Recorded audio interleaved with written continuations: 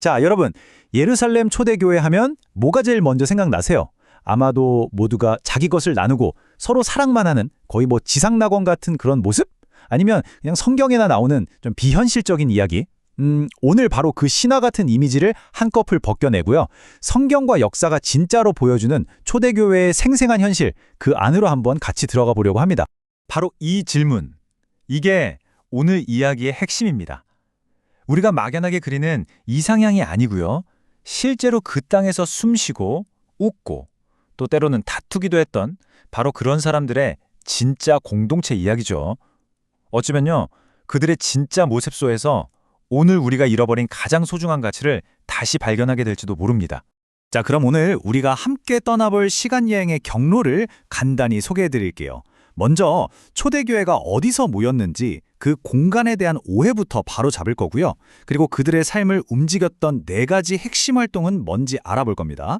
또 아마 가장 파격적일 텐데 소유에 대한 개념, 그리고 리더십, 심지어 그들이 겪었던 갈등까지 아주 솔직하게 들여다볼 거예요. 마지막으로 이 모든 게 오늘 우리에게 뭘 말해주는지 함께 고민해보는 시간을 갖겠습니다. 첫 번째 이야기부터 시작해보죠. 초대교회 하면 왠지 웅장한 돌건물, 뭐 그런 성당 같은 이미지가 떠오르지 않으세요? 그런데요, 현실은 완전히 달랐습니다. 그들에겐 교회 건물이라는 게 아예 없었어요. 대신 그들의 신앙 공동체는 아주 다른 성격의 두 공간을 중심으로 움직였습니다. 이게 정말 흥미로운 지점이에요. 사도행전 2장 46절을 보면 이 모습이 아주 정확하게 그려져 있거든요. 날마다 마음을 같이하여 성전에 모이기를 힘쓰고 집에서 떡을 떼며, 바로 이겁니다. 한쪽에서는 수많은 사람이 오가는 성전 뜰에 모여서 공개적으로 예배하고 말씀을 들었어요. 유대 사회의 일원으로서 당당하게 활동한 거죠. 그리고 다른 한쪽에서는 각자의 집으로 흩어져서 아주 작은 그룹으로 모인 겁니다. 거기서 훨씬 더 친밀하게 밥을 먹고 삶을 나누는 시간을 가졌던 거죠. 그러니까 대그룹과 소그룹, 공적인 신앙과 사적인 교제가 완벽한 균형을 이뤘던 거예요. 자, 그렇다면 이렇게 역동적인 공동체는 매일매일 뭘 하면서 지냈을까요? 그냥 모여서 이야기만 했을까요? 아니죠. 그들의 공동체를 아주 단단하게 떠받치고 있던 4개의 기둥이 있었습니다. 사도행전 2장 42절, 바로 이 한 문장이 초대교회 심장 박동 소리를 들려주는 것 같아요. 이 짧은 구절 안에 그들의 핵심적인 활동 4가지가 다 들어있거든요. 성경은 이 4가지에 전혀 힘썼다고 말하는데 이건 그냥 가끔 했다 정도가 아니라 말 그대로 삶의 전부를 걸고 집중했다는 뜻입니다. 이 4개의 기둥을 하나씩 살펴볼까요? 첫째, 사도의 가르침. 이건 그냥 지식 전달이 아니었어요. 예수님의 삶과 죽음 그리고 부활을 바로 옆에서 직접 본 사람들의 생생한 증언이었죠. 둘째는 교제. 헬라어로는 코이노니아라고 하는데 이건 잠시 후에 더 깊이 파고들어 보겠습니다. 셋째, 떡을 떼는 것. 이건 단순히 밥만 먹는 게 아니라 식사와 예배가 하나가 된 아주 거룩한 시간이었습니다. 그리고 마지막, 기도였죠. 이 4가지가 유기적으로 돌아갈 때 공동체는 폭발적으로 성장할 수 있었던 겁니다. 자, 여기서 코이노니아라는 단어를 꼭 짚고 넘어가야 합니다. 우리가 보통 교제라고 하면 교회 끝나고 커피 마시면서 잠깐 이야기 나누는 거, 그런 걸 생각하잖아요. 근데 원래 헬라어 코이노니아는요, 그런 가벼운 의미가 전혀 아닙니다.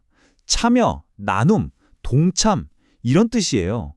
그러니까 서로의 삶에 아주 깊숙이 들어가는 겁니다. 상대방의 기쁨은 내 기쁨이 되고 상대방의 슬픔은 내 슬픔이 되는 거죠. 필요와 약점까지도 함께 짊어지는 말 그대로 운명 공동체. 그게 바로 코이노니아였습니다. 이제 초대교회의 가장 충격적이고 또 가장 독특한 특징으로 넘어가 보겠습니다. 바로 그들의 경제 생활인데요. 솔직히 이건 오늘날의 우리에게 가장 큰 도전이 되는 부분이 아닐까 싶습니다. 이 말씀 무게가 느껴지시나요? 모든 물건을 서로 통용하고 재산과 소유를 팔아서 나눠줬다. 이건 정말 혁명적인 선언이에요. 그냥 헌금을 좀 더 내는 수준이 아니었습니다. 내 것이라는 소유에 대한 생각 자체를 완전히 뒤집어 엎은 거죠. 여기서 정말 중요한 점이 있어요. 이걸 보고 이거 공산주의 아니야? 라고 오해하면 절대 안 됩니다. 20세기에 봤던 그런 강제적인 시스템과는 아무 상관이 없어요. 이건 어떤 법이나 강압에 의한 게 아니었습니다. 순전히 성령의 감동으로 우러나온 자발적인 사랑의 표현이었죠. 그리고 그 목표는 딱 하나였습니다. 우리 공동체 안에서는 누구도 가난 때문에 고통받게 하지 말자. 어떻게 보면 당시에 기댈 곳 없던 사람들에게 교회가 가장 튼튼한 사회 안전망이 되어준 셈입니다. 자, 이렇게 역동적이고 심지어 경제적으로도 서로를 책임지는 공동체. 과연 누가 이끌었을까요? 한 명의 카리스마 넘치는 슈퍼 리더가 모든 걸 결정했을까요? 정답은 아니오입니다. 예루살렘 교회는 놀랍게도 아주 체계적인 팀 리더십, 다층적인 리더십 모델을 가지고 있었습니다. 그 리더십 팀의 중심에는 예수님의 친동생이었던 야고보가 있었습니다. 의인 야고보라고 불릴 정도로 모든 사람에게 존경받는 인물이었죠. 실제로 사도행전 15장에 보면 아주 중요한 회의가 열리는데요. 거기서 베드로와 바울이 뜨겁게 논쟁을 벌인 후에 최종적으로 상황을 정리하고 결론을 내리는 사람이 바로 야고보입니다. 그의 영적인 권위가 얼마나 대단했는지를 보여주는 장면이죠. 예루살렘 교회의 리더십은 정말 정교한 팀워크를 보여줍니다. 크게 세 그룹으로 나눌 수 있어요. 첫째, 부활의 첫 증인들로서 교회의 신학적인 뿌리가 되어준 사도들. 둘째, 야고보를 중심으로 교회의 실제적인 운영과 질서를 책임졌던 장로들. 그리고 마지막으로 사도행전 6장에서 보듯이 가난한 사람들을 돌보는 구제활동 같은 실무를 맡았던 집사들. 이 세 그룹이 각자의 역할에 충실하면서도 유기적으로 협력해서 교회를 이끌었던 겁니다. 자, 그런데 지금까지 들어보면 예루살렘 교회가 정말 완벽한 공동체처럼 느껴지죠? 하지만 성경은 교회의 모습을 절대로 미화하지 않습니다. 이제 우리는 완벽한 유토피아라는 신화를 깨고 그들이 마주해야 했던 아주 현실적이고 생생한 갈등의 현장으로 들어가 보겠습니다. 가장 대표적인 사건이 바로 사도행전 6장에 나옵니다. 교회 안에 글쎄 인종과 문화에 기반한 차별 문제가 생긴 겁니다. 요즘 말로 하면 왕따 문제가 터진 거죠. 그리스어를 쓰는 헬라파 과부들이 매일 음식을 나눠주는데 자꾸 자기들만 빠진다고 불평이 터져 나온 거예요. 자, 이럴 때 보통 어떡하죠? 덮어두거나 모른 척 할 수도 있잖아요. 근데 초대교회는 이 심각한 문제를 외면하지 않았습니다. 오히려 이 갈등을 해결하기 위해 집사라는 아주 새로운 직분과 시스템을 만들어내서 공정한 돌봄이 이루어지도록 했습니다. 바로 이겁니다. 이게 핵심이에요. 예루살렘 교회는 문제가 아예 없는 천사들의 모임이 아니었다는 거죠. 우리랑 똑같이 실수하고 상처받고 갈등하는 평범한 사람들의 공동체였습니다. 그들의 진짜 위대함은 문제가 없었다는 데 있는 게 아니에요. 문제가 터졌을 때 그걸 피하거나 덮지 않고 성령의 지혜를 구하면서 함께 해결책을 찾아 나갔다는 데 있는 겁니다. 자, 이제 마지막입니다. 지금까지 우리가 함께 살펴본 초대교회의 진짜 모습들, 이걸 다 종합해서 이게 과연 21세기를 살아가는 우리에게 어떤 의미를 주는지 한번 진지하게 생각해 보겠습니다. 한번 정리해 볼까요?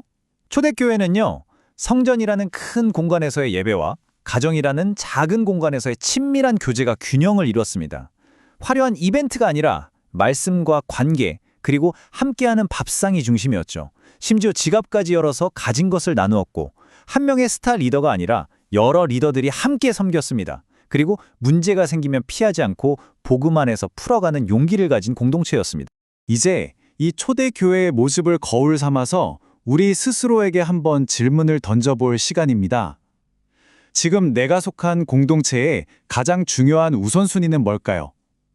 혹시 우리는 말씀을 듣기만 하고 삶을 나누는 진짜 코이노니아는 잃어버리지 않았나요? 주일에 한번 드리는 예배만 남고 내 삶의 자리인 가정과 밥상에서의 교회는 사라져버린 건 아닐까요? 헌금은 하지만 정작 내 주변의 가난한 이웃의 얼굴과 이름은 모른 채 살아가고 있지는 않습니까? 여기서 가장 중요한 점은 초대교회를 그냥 그대로 따라해야 할 딱딱한 청사진으로 보면 안 된다는 겁니다. 자, 오늘부터 당장 재산을 다 팝시다. 이런 말이 아니라는 거죠. 핵심은 그들의 형태를 복사하는 게 아니라 그들의 정신, 즉 하나님께서 공동체 안에서 무엇을 가장 중요하게 여기시는지 그 우선순위를 회복하는 데 있습니다. 결국 예수님의 약속은 아주 단순하고 또 명확합니다. 수천 명이 모이는 거대한 건물이나 세련된 프로그램이 아니더라도 단 두세 사람이라도 예수님의 이름으로 함께 모여서 진심으로 말씀을 나누고 서로의 삶을 돌보는 바로 그곳에 예수님께서 함께 하시겠다고 약속하셨습니다.